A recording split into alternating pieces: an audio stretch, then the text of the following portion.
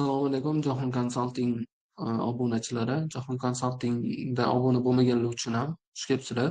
Ya'ni bizada linkdan olib agar dars ko'rayotganlar bo'lsa, xo'p, bizda darsimizga xush kelibsizlar. 4-darsimiz esa bizada diftogрафия haqida bo'ladi. Bu darslar hozir bizada tekin darslar hisobida yozib borilyapti, qisqacha darslar. Lekin to'liq darslarga qo'shilish uchun albatta bizada Jahon Consultingga obuna bo'lib qo'yasizlar.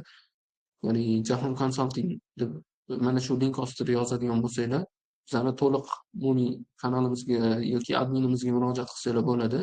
Unda esa bizdan to'liq darslarni ko'rib borsanglar bo'ladi. Hozirgi biz o'tadigan darsimiz esa qo'sh unlilar, ya'ni diftonglar deb nomlanadi. Qo'sh unlilarni bilasizlar. Qo'sh unlilar deganda nomi bilan aytib turibdi, qandaydir unli va unli harf qo'shilishidan hosil bo'ladigan qo'sh unli harflar hisoblanadi. Bu harflar qanaqa deganimizda, albatta ikkita yoki uchta unlilardan qo'shilib hosil bo'lishi mumkin. Shuning uchun asosan o'zi ikkita bo'ladi, ikkita unlilardan tashkil topadi. Ikkita unlilardan tashkil topib, bu o'sha bitta qo'sh unlini yasaydi. Birinchi bizada birinchisini ko'rib o'tamiz. Harflarni boshladik. Biza harfi. Harfini ko'rasizlar. Bitta bu harf qanaqa yasalyapti ko'ramiz. A va I harflaridan yasalyapti. A birinchi qo'li chiqarilib, keyin yoniga bitta chiziqcha chiqarilyapti. Bu I harfi, harfini bildiryapti. Ko'ramiz, bu harfi hisoblanadi. Keyingi harfimiz esa Y harfi. Y. Ya'ni koreys tilida ikkita Y harflari bor. Ya'ni bitta bitta Y, bitta bitta Y harflari. Shuning uchun diqqat qilib turinglar. Yopiq Y harfimiz bor, ochiq Y harfimiz bor. Bular esa yopiq ko'rdik. Va hozirgi harfimiz esa qo'li ikkita ko'rasizlar. Y va I harflaridan qo'shilishdan hosil bo'lgan ko'rsak bo'ladi. Bu Y harfi. Bu uzr, bu I va E harflaridan qo'shilishdan hosil bo'lar ekan va bu Y degan ma'noni bildiradi. Diftong qo'sh unli deb qaraymiz, biz Y harfi. Undan keyingi harfimiz ana esa ochiq harf ko'rdik. Chap tomoni ochiq harf harfi. Ko'ramiz, Diftonglar biroz murakkabroq bo'lishi mumkin oddiy unlilarga qaraganda, lekin o'rganish qiyin emas. Koreys tilida farqini ajrata olsak bo'ldi faqat. Harfi hisoblanadi. Yana bitta ochiq va keyingisi esa yopiq Y. Hozir yozilishini ham bundan keyin ko'rib chiqamiz. Y harfi hisoblanadi. Ya'ni bu harf Y harfi. Keyingi harfimiz esa bizada va harfi bo'ladi. Ya'ni O va A harflari. O'ni biz o'tdik, to'g'rimi? O, A harflarini o'tdik. Mana shu O va A harflarining qo'shilishidan hosil bo'lar ekan va harfi. Mana ko'rib turibsizlar. Plus qo'ygan O plus A harflarining qo'shilishidan va harfi hosil bo'lar ekan.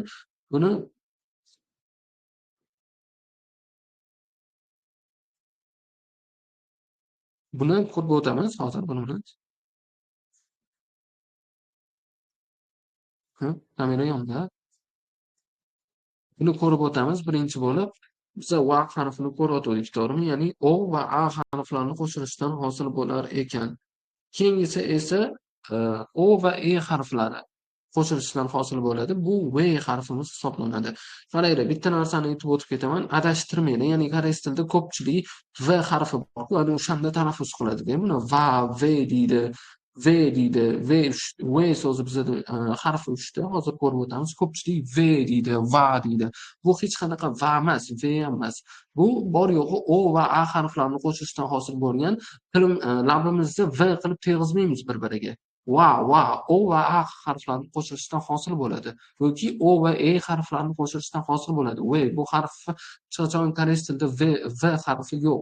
Shuning uchun buni ko'pchilik va V deb talaffuz qiladi. Bunaqa talaffuz qilmaymiz. Faqatgina biz o'sha harfga urg'u berib talaffuz qilamiz. Qaysi harf bilan qo'shilgan bo'lsa, xuddi shunaqa. O bilan A qo'shilyaptimi? Va bo'ladi. Va bo'lmaydi. Hech qachon va. Va, vi, vu, ve deb talaffuz qilamiz. Shu narsani adashtirmaydi. V demaydi bu harfni.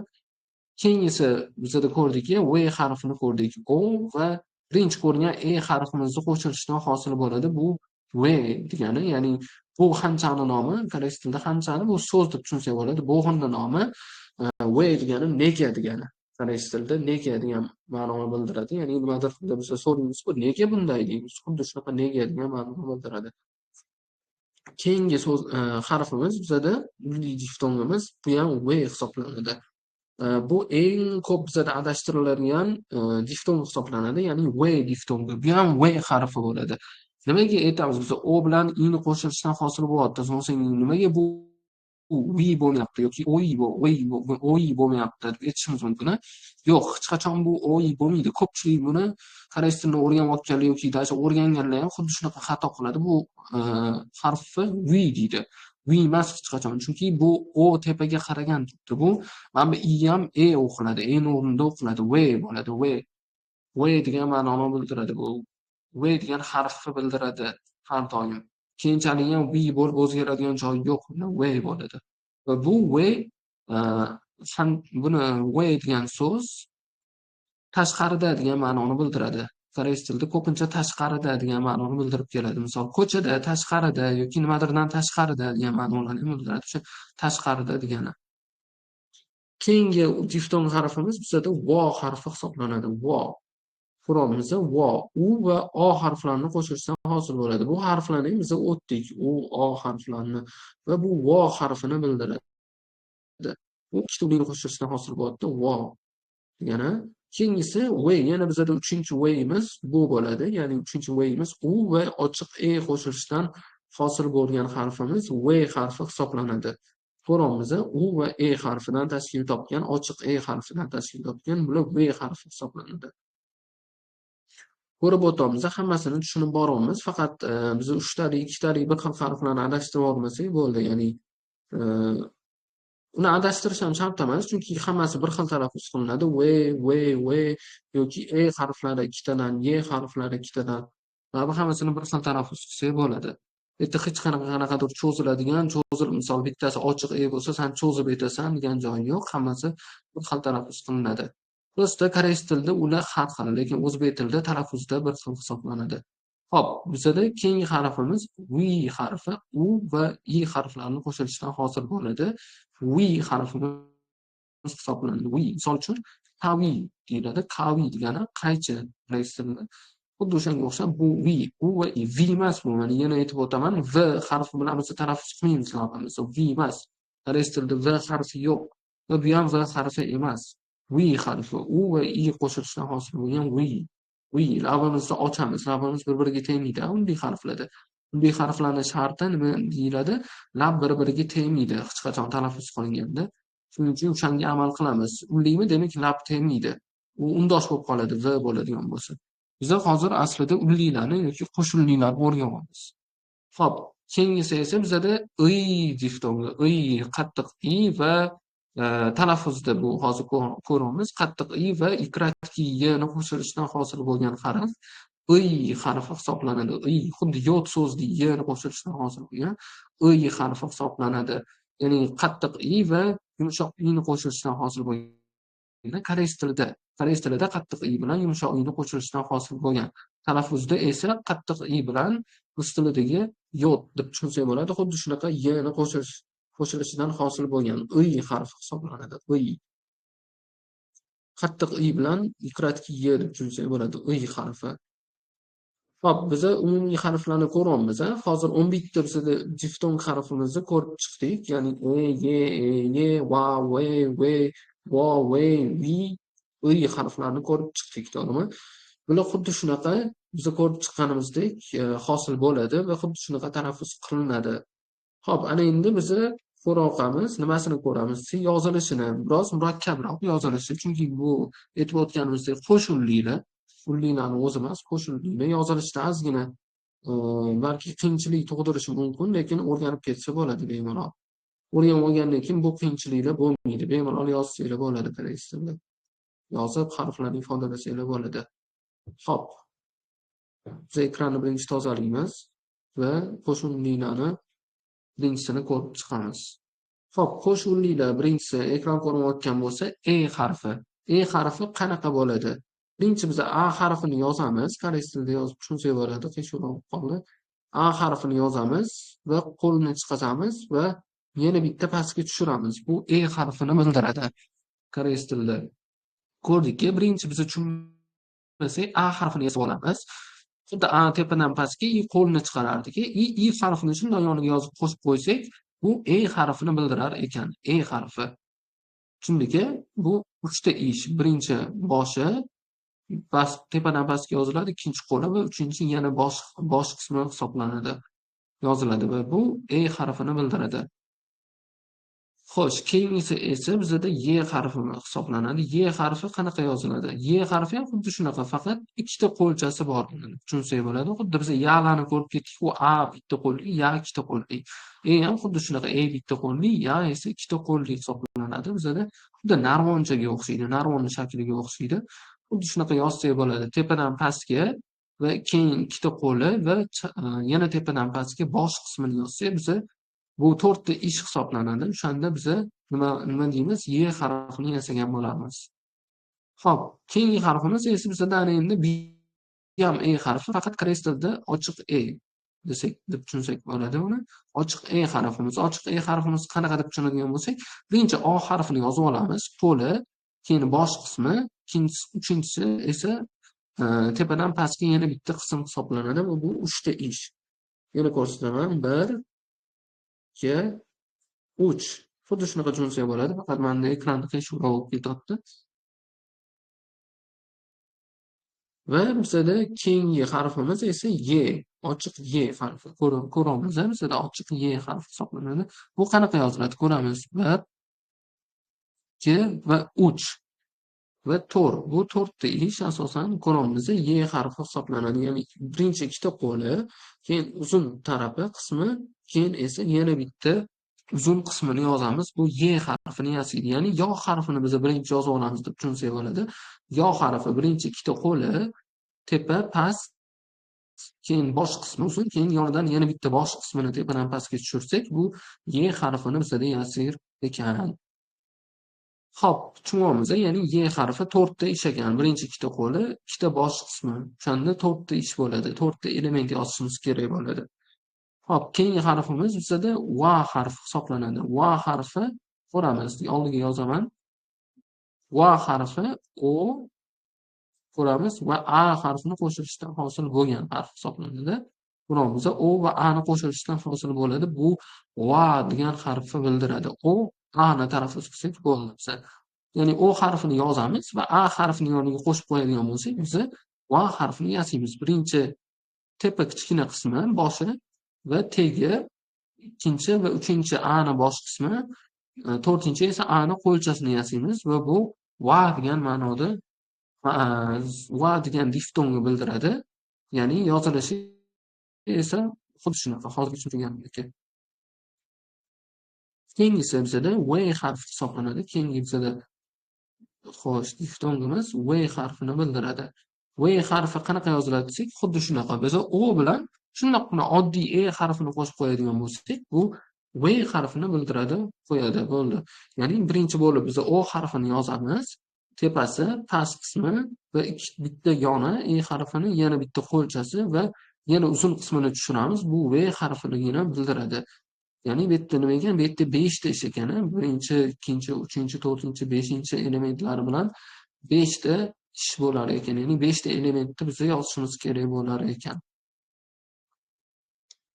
Ko'rib o'tamiz. Keyingi harfimiz bizada kitob bo'yicha ketamiz. Ya'ni keyingi harfimiz ham bizada nima harfi edi? Koreys tilida biz V dan 3 ta dedik. V harfi hisoblanadi. Ya'ni bu ham V, ya'ni tashqi ma'nosini bildiradi dedikki, V harfi. Ya'ni O bilan I ni yasalishdan hosil bo'ladi. O va I harflari qo'shilishidan V harfi hosil bo'ladi va bu nima bo'ladi desak, V o'qiladi. Ko'rdikki, yozilishi qanaqa? Birinchi bosh qismi, keyin ikkinchi O harfini tegi qismi bo'ladi. Uchinchisi esa keyin yonidan bitta I harfini tushirib qo'ysak, tepadan pastga bu V harfini yasar ekan. Ko'rdik. Keyingi harfimiz bizada Vo harfi hisoblanar ekan. Vo harfi qanaqa deydigan bo'lsak, Vo harfi ham xuddi shunaqa, ya'ni U bilan O harfini yasab qo'ysak, bizda Vo harfi bo'lar ekan. U birinchi tepa qismi, U'ni qo'lchasi, O'ni qo'lchasi va O'ni uzun pastga tushirilgan qismi. Bu Vo'ni bildirar ekan, Vo harfi. Yana eslatib o'taman, bu vo emas, ya'ni v deb talaffuz qilmaymiz. U bilan oni talaffuz qilamiz. Vo bo'ladi, vo hisoblanadi. Birinchi, ikkinchi, uchinchi, to'rtta ish hisoblanadi. Unda to'rtta ish yozishimiz kerak biza. Ya'ni to'rtta elementni yozishimiz kerak biza. Keyingi harfimiz bizada v harfi ko'rib o'tamiz. V harfi qanaqa harf ekan? V harfini ko'rdik. Yozilishi qanaqa bo'ladi ekan hozir? Shu ketib qolibdi. Doskaga yozish sal qiyinroq bunda. V harfi hisoblanadi. V harfi ham xuddi shunaqa u birinchi tushadi pastga ko'ramiz va keyingisi esa e harfi, ochiq e harfini yasaydi bizada. Bu esa v harfiligini bildiradi. Ya'ni u birinchi biz u harfini yozib olamiz, tepa qismi qo'lchasi, keyin bitta e harfini qo'li va ikkita uzun tarafini yozib qo'yadigan bo'lsak, biz v harfini koreys tilida yasayotganmiz va bu 5 ta ishdan iborat ekan. Tushunamiz, bu v harfini bildiradi. U difton. Va bizada keyingi harfimiz esa v harfi hisoblanadi. Ko'rdik-ku, v harfini ham o'rgandik. U va i harflarini qo'shilishdan hosil bo'ladi. Tushunsak bo'ldi. Ya'ni v harfi hisoblanadi. Bu u bilan i'ni yozib qo'yadigan bo'lsak, v bo'ladi. Birinchi bo'lib tepa qismi, keyin qo'lchasi, keyin o harfini qo'lchasi va oni uzun qismini yozamiz. Bu uzr odim bilan i'ni uzun tushiramiz. Bu v harfi bo'ladi. Ya'ni u va i harflari qo'shilishdan hosil bo'ladi. V degan diftong hisoblanadi. Tushunamiz, v. Va keyingisi bizada oxirgi diftongimiz yozilishini ko'ramiz. Biz i va i harflarini qo'shilishdan hosil bo'ladi dedik. Buni oson yozish, ya'ni qanaqa yoziladi desa, ikkita ish. Oldin qattiq i harfini yozamiz, keyin esa yumshoq i'ni tushirib qo'ysak, biza i harfini yasagan bo'lar ekanmiz. Ya'ni birinchi bir va ikkinchi ish hisoblanadi. Ya'ni bu yonidagi uzunchoq oddiy i'ni tushiramiz. Ya'ni birinchi bo'lib qattiq i va yumshoq i'ni yoniga uzunchoq qilib tushirib qo'yamiz. Bu i harfini yasar ekan. Yarabul, darslarimiz tushunasizlarmi degan umiddaman. Tushunasizlar degan umiddaman to'g'rirog'i. Bizada hozir diftonglarni ko'rib chiqdik. 11 ta diftong harfi. Undan oldingi darsimizda esa unlik harfini ko'rib chiqqan edik. 10 ta unlik harf. Hozir esa 11 ta diftong harflarini ko'rib chiqdik. Ular xuddi shunaqa yoziladi va xuddi shunaqa boy hozir ko'rib o'tganimizdek talaffuz qilinadi. Buni hech qachon adashtirib yoki yurmang. Shuning uchun buni adashtirmaslik uchun yodlash kerak va har doim buni qaytarib mustahkam bo'lgunicha harflarni qaytarish kerak va yozilishi, talaffuz qilinishi bilan birga eslab qolish kerak. Dars qiziq bo'lgan bo'lsa, yoqqan bo'lsa, yaxshi bo'lgan bo'lsa, yaxshi deb qolardim men ham, chunki yaxshi bo'lgan bo'lsa, tushungan bo'lsanglar, yaxshi. Va keyingi dars xudo xolasa undan keyingi mavzularni yana ko'rib o'tib boramiz. Keyingi mavzularni hozircha charchamanglar va sizlardan yana bitta narsani eslatib o'tardim. Hozirgi darslar Jahon Consulting kanali orqali yozib borilyapti va bu darslarimiz aslida tekin darslar. Undan keyingisi esa bizada hozir bu tekin qisqacha darslarimiz hisoblanadi. Va bu kanalimizda esa bizada hozir ko'rsatib o'taman. Jahon Consulting kanali mana Jahon Consulting link ostida ham kirib bemalol adminga ham bog'lansanglar bo'ladi. Bu umumiy darslarimiz bo'yicha bizlarning, ya'ni pulli darslarimiz bo'yicha. Hozirgi darslarimiz esa aslida yozib borilayotgan bu tekin darslar. Lekin bizga to'liq kursda o'qishni xohlasanglar, koreys tilini o'rganishni xohlasanglar, Jahon Consulting adminiga murojaat qilsanglar bo'ladi. Biz sizlarni guruhga qo'shamiz va darslarni ana o'sha yerda to'liq darslar bilan sizlar bilan birgalikda davom etamiz. Yoqqan bo'lsa, yaxshi bo'lgan bo'lsa, rahmat. Hammanglarga charchamanglar, sog' bo'linglar. Darsimiz shu joyida tugaydi. Yomon bo'lmang.